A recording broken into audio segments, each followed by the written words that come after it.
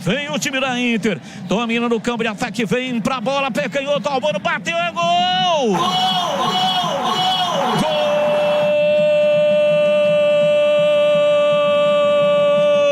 Gol da Inter!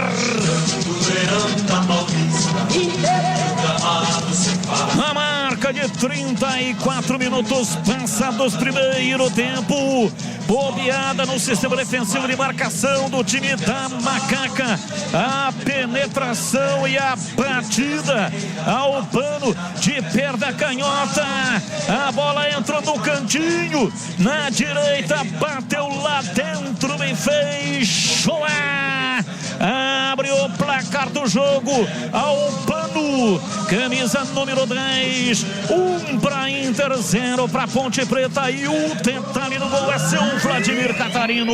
Detalhe que a posse da bola era da Ponte na cobrança do lateral. Tanto que o Arthur estava enrolando, demorando para cobrar. Na cobrança errada, a Inter recuperou com o Albano. Ele foi avançando, ninguém apertou na marcação, ele arriscou de longe. Buscando mais uma vez o canto direito do goleirão da Ponte, Diogo Silva, que não conseguiu alcançar. A Inter está na frente 1 a 0.